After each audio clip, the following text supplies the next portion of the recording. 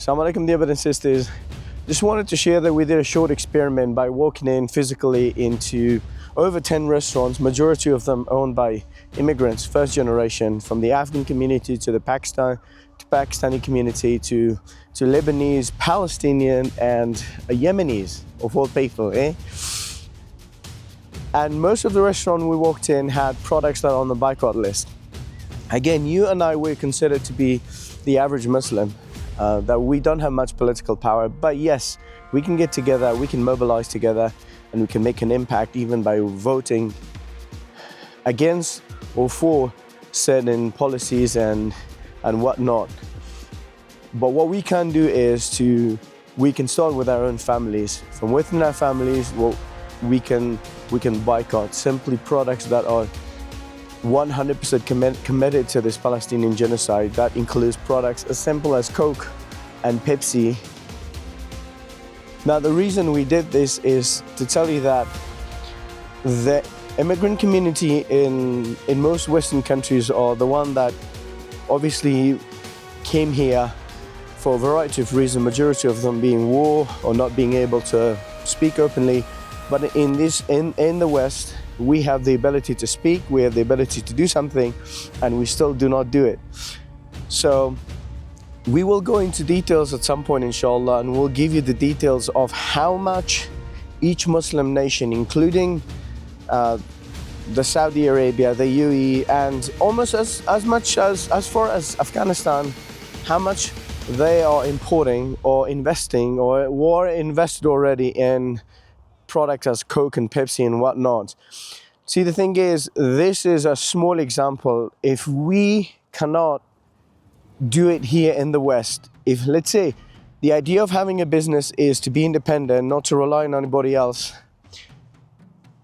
even if for the fact that you have a business and you have the autonomy and the mobility and the ability to be able to stop this genocide, not partake in products that are openly supporting and funding this genocide, then what do you expect from people in Saudi Arabia who are living under a police state? They don't have any ability, they are shut down for a minute they talk. In the West, you have the ability to actually make a change. You have your own business, you have your own restaurant. You're not going to lose any business if you don't provide Coke or Pepsi or any of the products that are owned or related to the Zionist entity.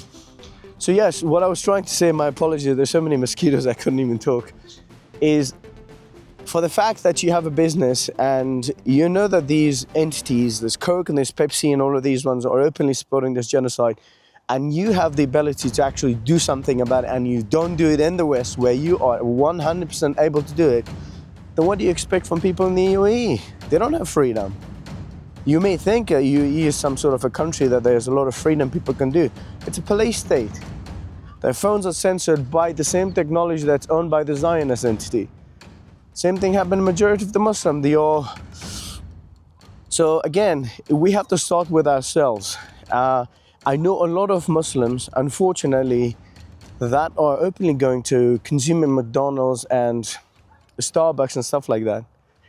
Now, if you can't do that in the West with all of your ability, how do you expect those people who live in the police state? Let's look at this and let's make sure that we are the first one, we're the first in line to be able to make this impact. And if we can't do it, then let's not put really high expectation, whether that's the people of the UAE or the people of Egypt or the people of any other country, because to them it's almost, some of them could be threatened with their lives or imprisoned for life for speaking up. So let's start with ourselves. Let's make sure we educate our kids that we should not be just boycotting these entities for a short period of time or because of this, because of that. These entities are actually responsible for the lives and the death of thousands of people. We are boycotting them, we are boycotting them for life. Jazakumullah khair.